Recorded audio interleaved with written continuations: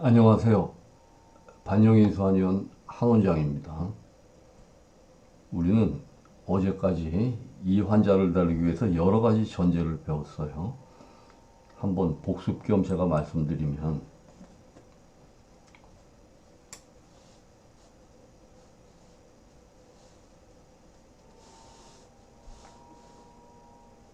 우리 몸은 음과 양이, 그죠? 내려가는 기운, 올라가는 기운이 일치를 해야 돼요. 근데 사람이 타고나기를 저렇게 타고나지를 못했어요. 타고나지를 못해가지고 이렇게 양성적인 에너지를 가진 사람이 있고,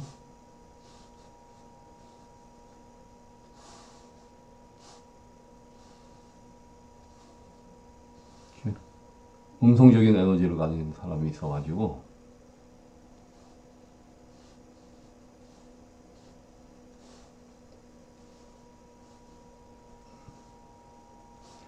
양이는 오르는 기운이 아주 강력하고 내려가는 기운이 부족하기 때문에 위쪽이 발달하고, 음이는 내려가는 기운이 아주 강력하고 올라가는 기운이 부족하기 때문에 아래쪽이 발달한다. 그래서 우리가 짐승으로 말하면은, 전에도 제가 말씀을 많이 드렸지만은, 자, 호랭이나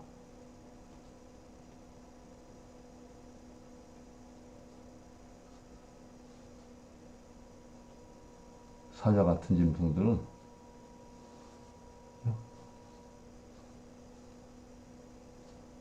앞발이 발달하고 엉덩이가 약하고, 그죠? 바로 이러한 형태죠. 이러한 형태. 그리고 쥐 같은 짐승들은, 그죠? 가슴이 빈약하고 앞발이 약하고 대신에 뒷다리가 굉장히 강력하죠. 이 같은 형태고. 그래서 우리가 사람을 소양태음 나누지만 짐승도 역시 소양태음 나눠서 이 사자, 호랭이 같은 이 앞발을 쓰는 맹수류들이 한의학에서 말하는 바로 소양체.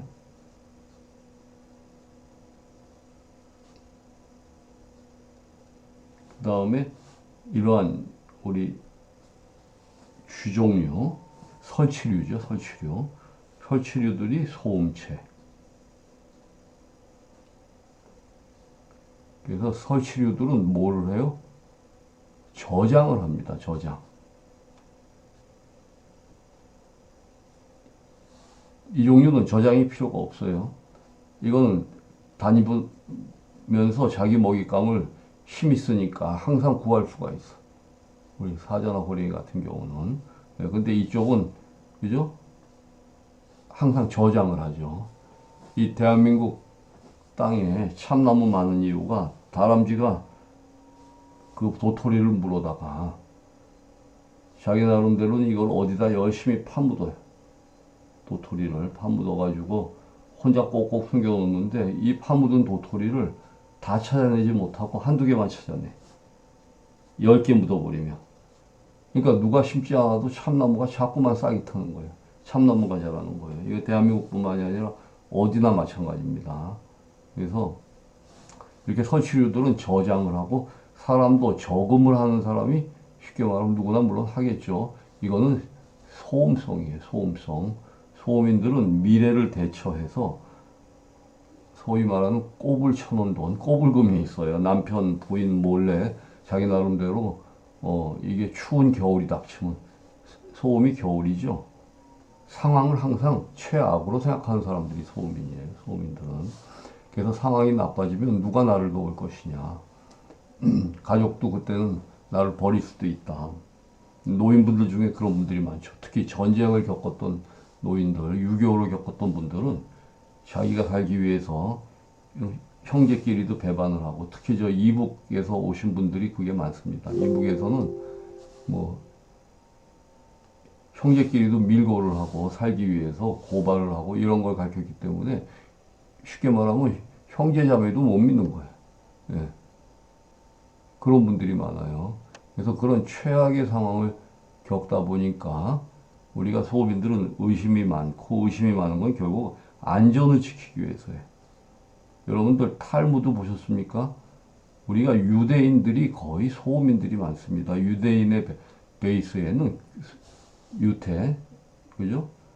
거의 소민들이 많아요. 유태인들 그 좁은 얼굴들이. 탈무드에서 뭘 가르치냐? 아이들이 어렸을 때 아빠가 목욕탕 위에서 계단 위에서 뛰어내리라고 그래요. 그러면 아빠가 받아줘. 그 한 번 받아주고 두 번 받아주면 아이들이 신이 나가지고 어떻게 돼요? 계속 뛰어요. 그럼 세 번째 아빠한테 뛰어들 때는 안 받아줘. 그럼 애가 어떻게 되겠어요? 아빠 믿고 뛰었는데 안 받아주니까 그냥 바닥에 떨어져 버려서 다치는 거예요. 아픈 기억을 갖고. 이 탈무드의 교훈이에요. 지금 무슨 얘기냐?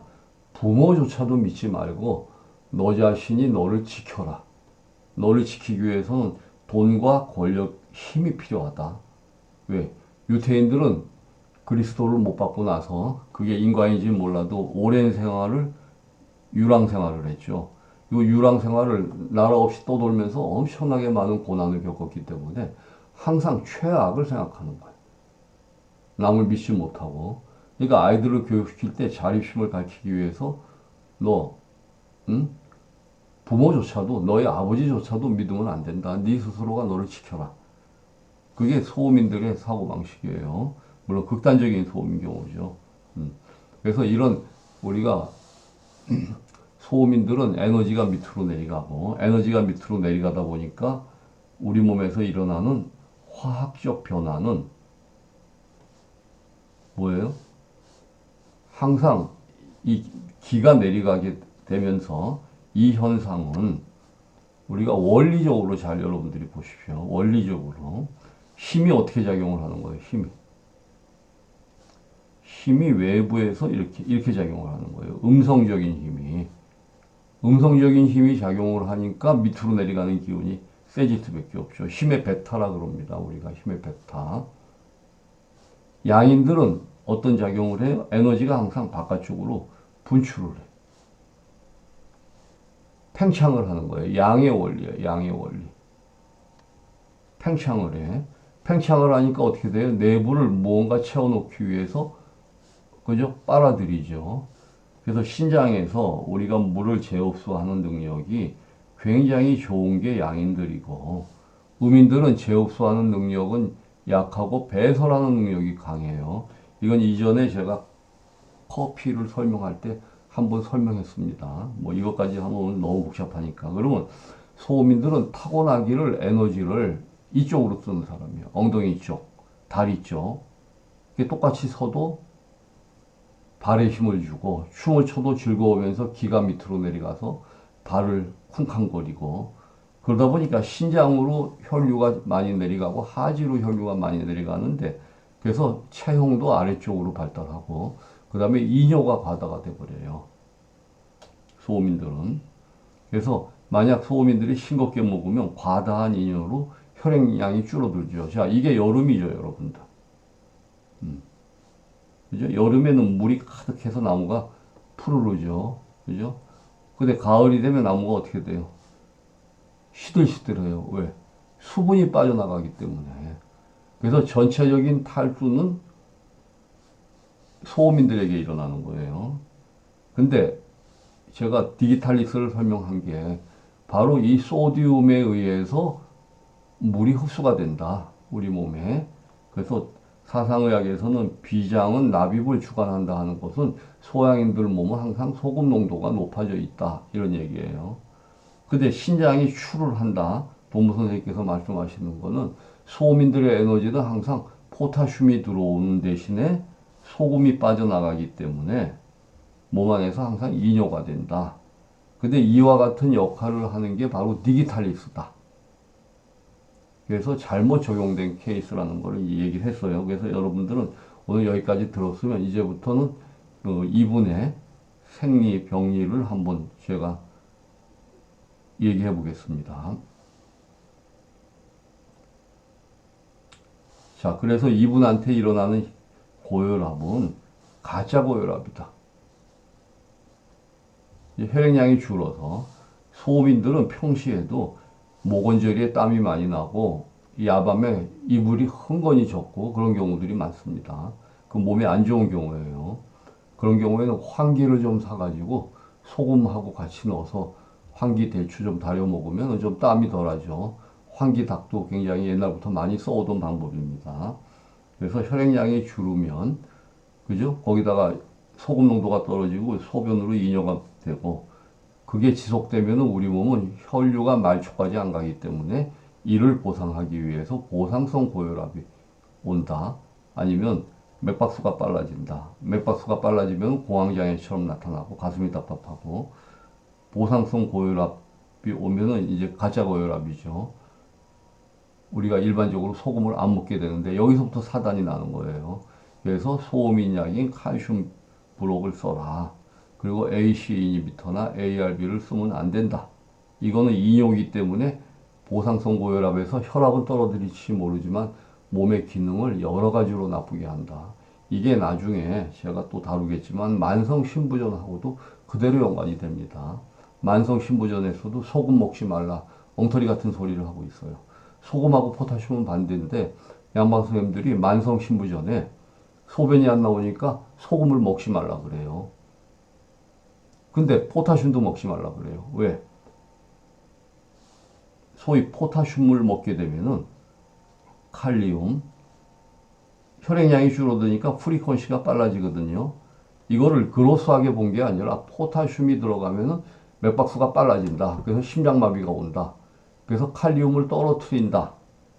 가리메트 같은 약을 쓰는데 포타슘을 먹지 말라는 얘기는 소디움을 먹으라는 얘기예요. 근데 이 소리를 못 하시는 거야. 이 소리를. 그래서 신부전 환자들을 망가뜨리는 거예요. 신부전 환자들은 포타슘을 먹지 말라는 얘기는 소금을 먹으라는 얘기예요. 그리고 왜 이런 역할이 오냐. 지금 이분하고도 똑같은 원리입니다. 자, 우리 몸은 제가 어제 간단히 그림으로 한번 설명을 드렸을 거예요. 우리 몸은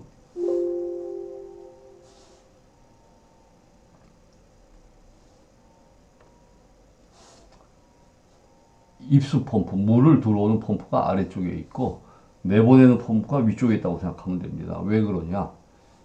일정한 혈액량이 찼을 때 내보내야지 만약 이게 반대로 있으면 줄줄 새나가겠죠. 사람이 만들어질 때 이렇게 만들어진 거예요. 근데 만약 소민들이 싱겁게 먹어서 소디움 농도가 너무 떨어집니다. 지금 소디움 농도가 너무 떨어지면 이건 상대적으로 포타슘이 올라갔다는 얘기예요. 이 둘은 시소입니다. 하나가 올라가면 하나가 내려가는 쪽이에요. 시소. 하나가 내려가면은 하나는 올라가요.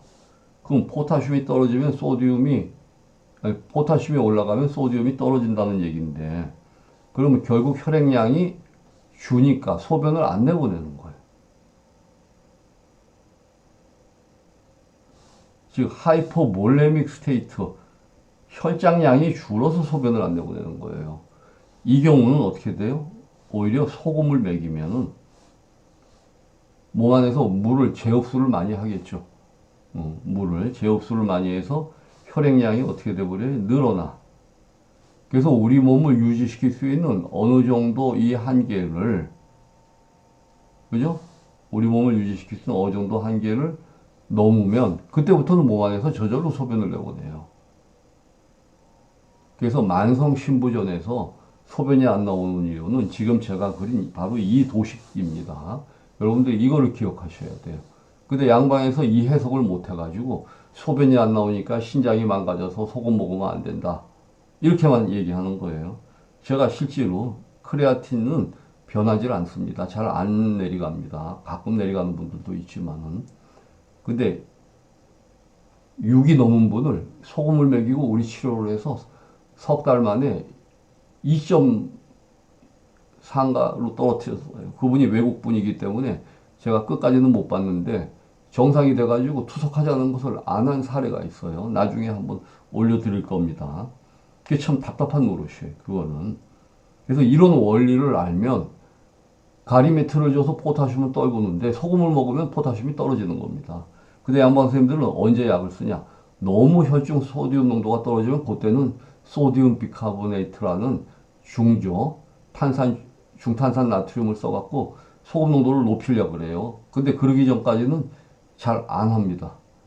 근데 몸 안에 있는 소금 농도는 혈류량이 줄어들면 상대적으로 높아지기 때문에 혈류량이 줄어드는데도 소금 농도가 낮았다는 것은 정말 심각한 거죠. 그 지경이 되기 전까지는 이거를 안 씁니다. 이게 지금 서양의학의 오류예요. 그래서 이분이 소변이 안 나오는 것도 너무 혈류량이 줄었기 때문에 소변을 안 내보냈던 거예요. 자, 그 다음에 우리가 부종에서 두 가지가 있습니다. 금방 15분이 되네요. 그래서 여러분들이 오늘은 요거 이해하시고, 자, 두 번째로 부종에 대한 얘기를 제가 하겠습니다.